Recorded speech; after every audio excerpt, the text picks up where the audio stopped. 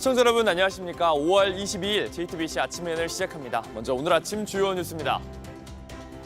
대세 굳히기에 나선 이재명 더불어민주당 후보가 오늘 제주를 찾습니다. 김문수 국민의힘 후보는 수도권 공략으로 막판 새 결집을 노리고 이준석 개혁신당 후보는 여전히 단일화엔 선을 긋고 있습니다.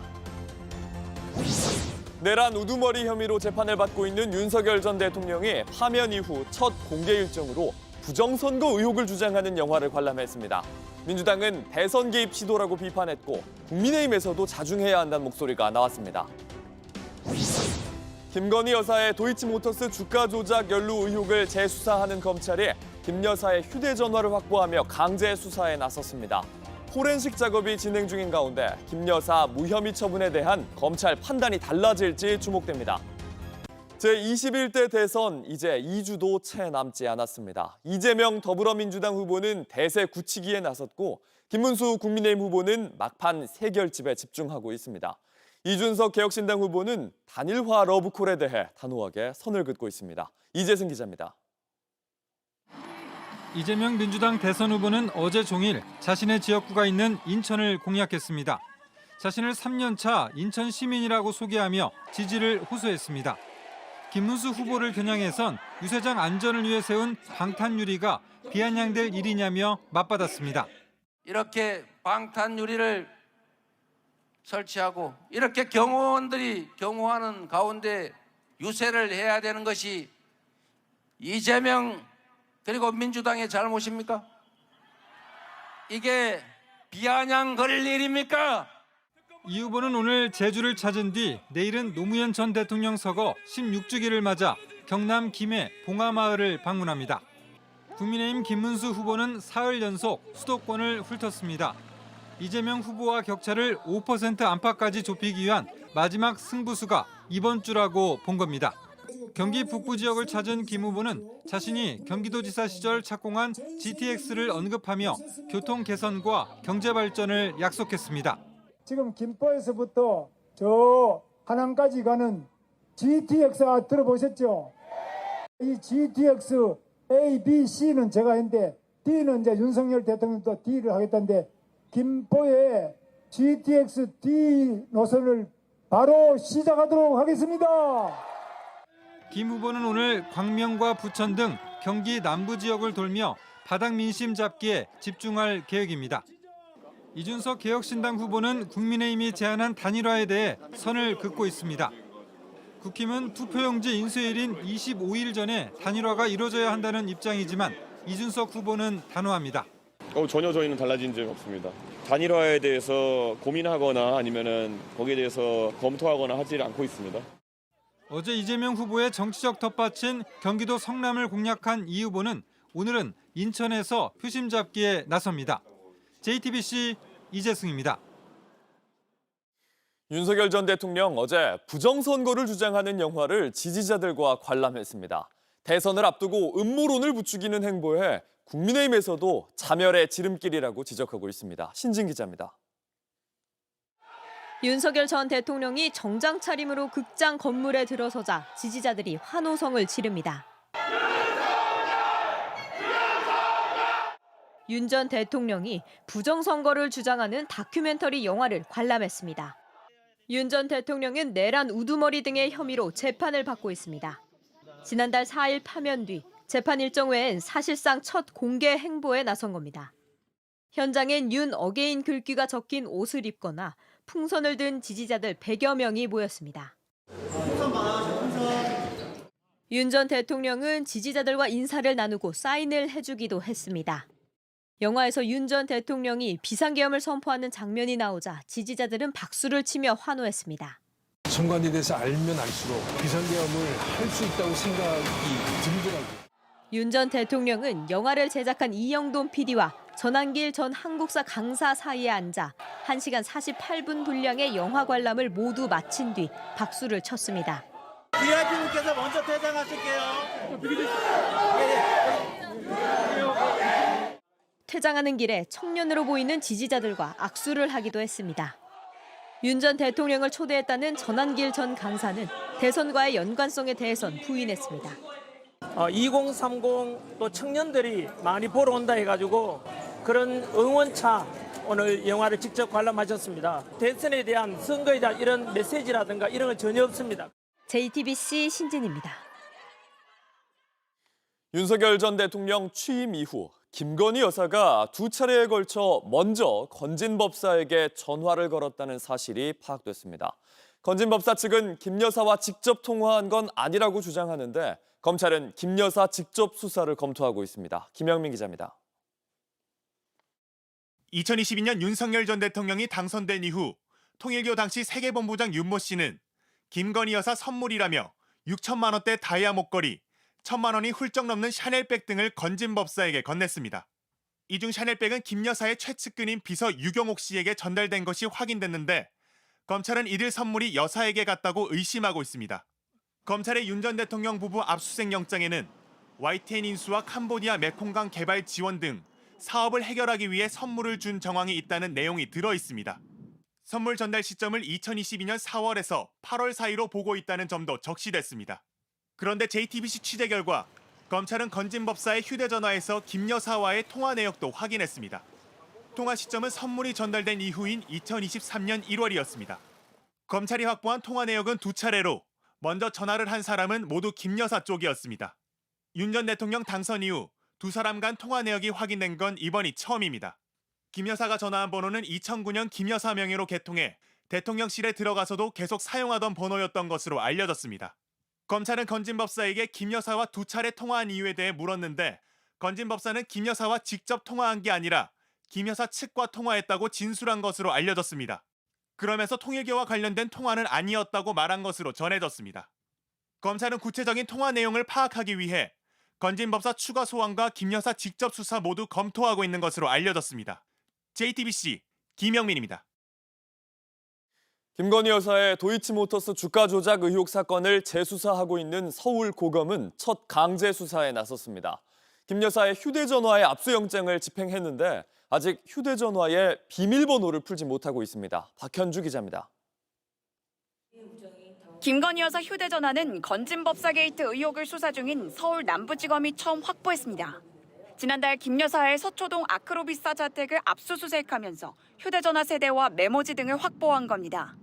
그런데 JTBC 취재 결과 김 여사의 도이치모터스 주가 조작 의혹 사건을 재수사하는 서울고검도 해당 휴대전화에 대한 압수영장을 집행한 것으로 파악됐습니다.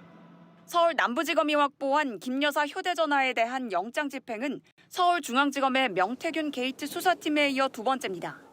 다만 도이치모터스 수사팀이나 명태균 수사팀이 휴대전화 실물을 건네받은 건 아닙니다.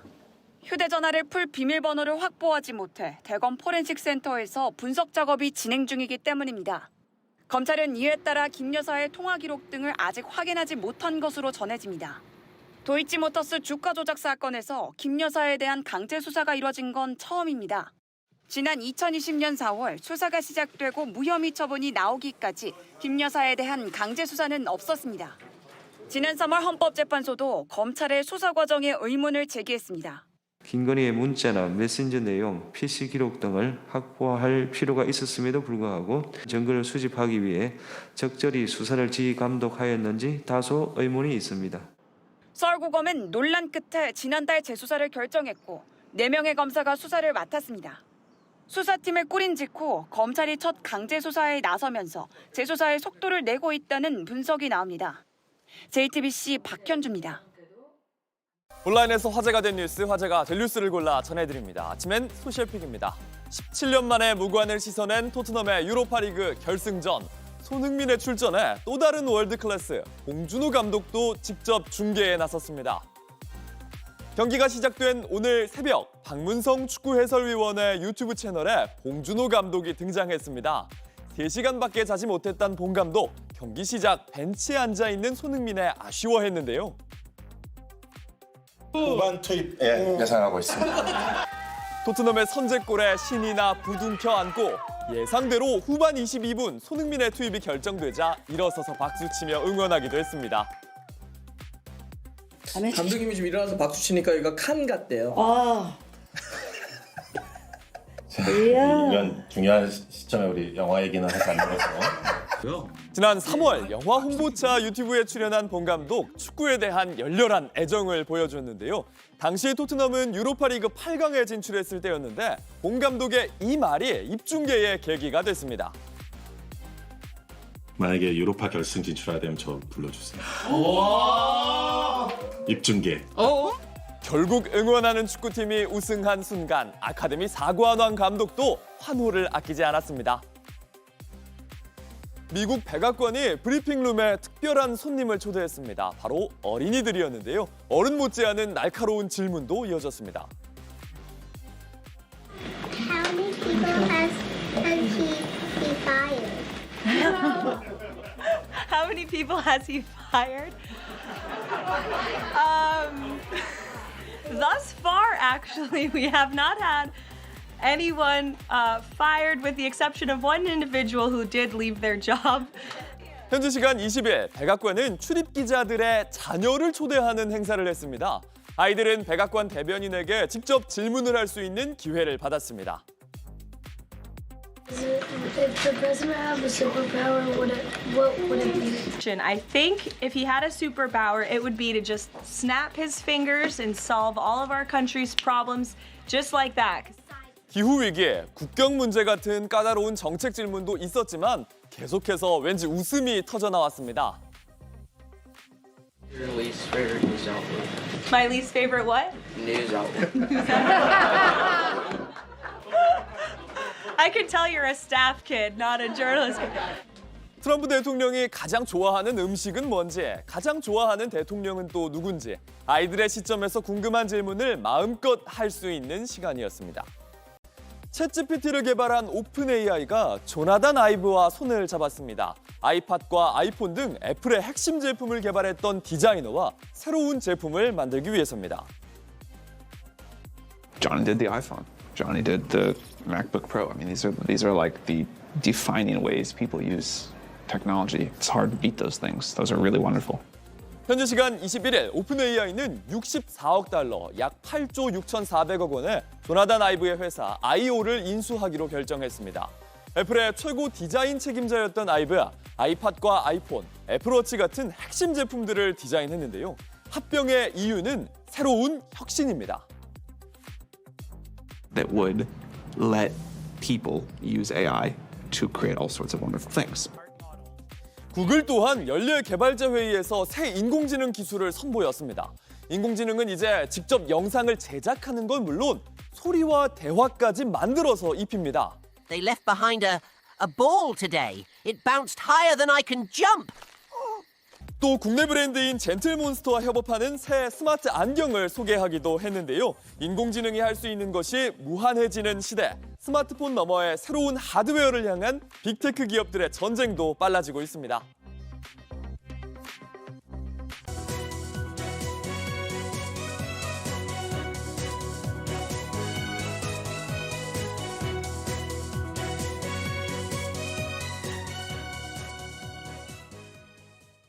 러시아, 우크라이나의 휴전 논의가 지지부진한데 중재를 맡고 있는 트럼프 미국 대통령의 러시아 푸틴 대통령의 눈치를 보는 듯한 모습입니다.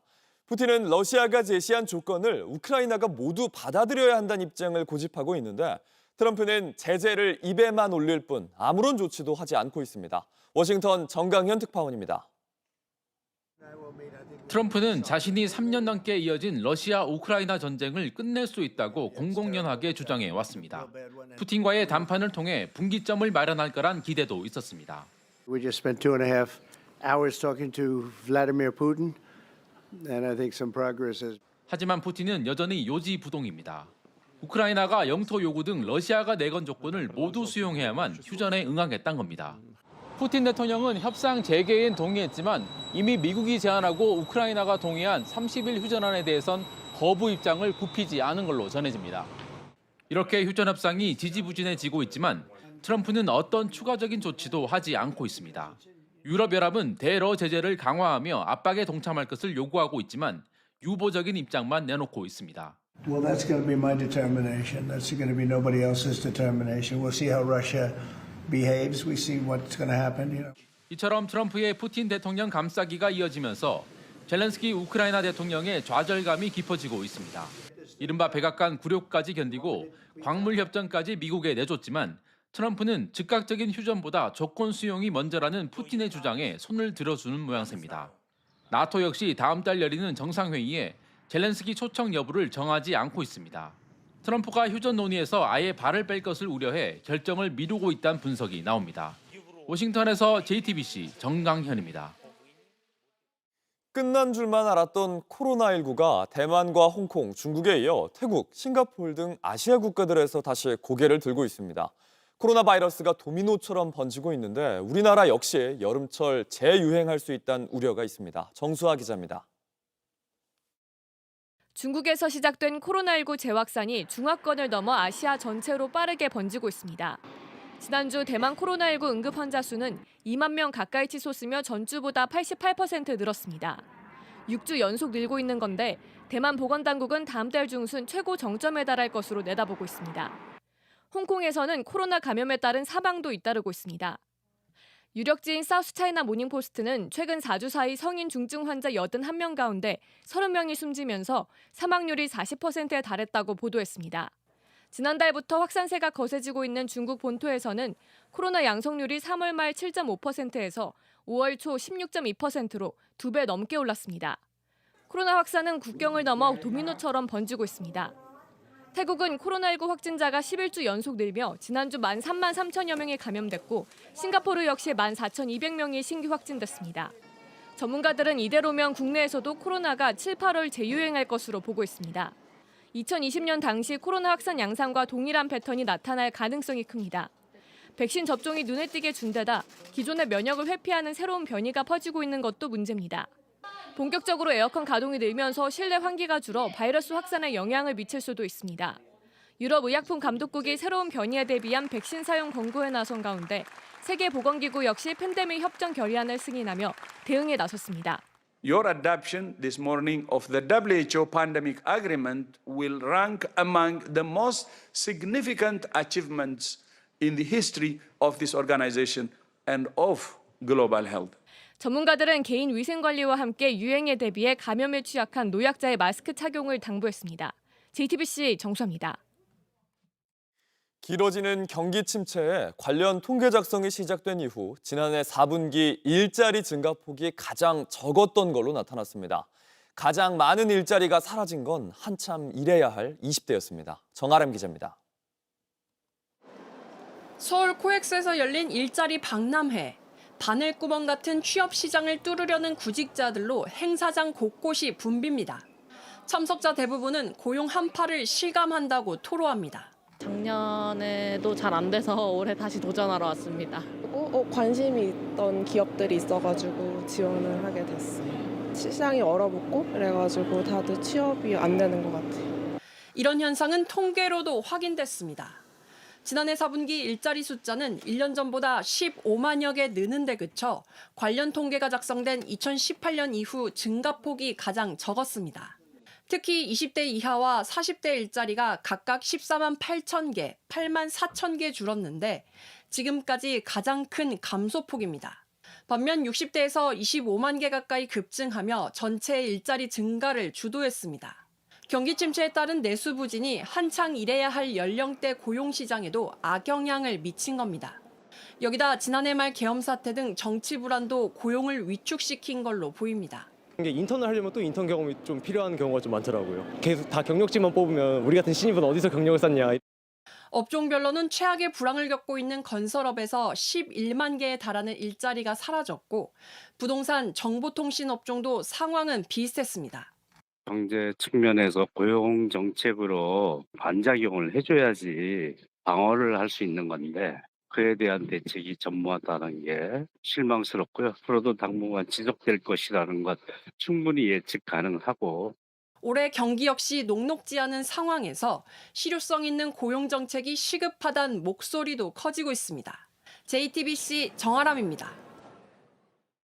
날씨입니다. 오늘은 전국이 흐린 가운데 때이른 더위가 점차 누그러지겠습니다. 낮 기온은 서울 26도, 광주 25도, 대구 22도 등으로 어제보다 3도에서 7도가량 낮겠습니다. 또 충청과 남부지방을 중심으로 5에서 10mm가량 비도 내리겠습니다. 내일은 서울 낮 기온이 23도까지 내려가는 등 예년 이맘때 봄 날씨를 되찾겠습니다. JTBC 아침 N을 마칩니다. 내일도 7시 반에 아침을 열겠습니다. 시청해주셔서 감사합니다.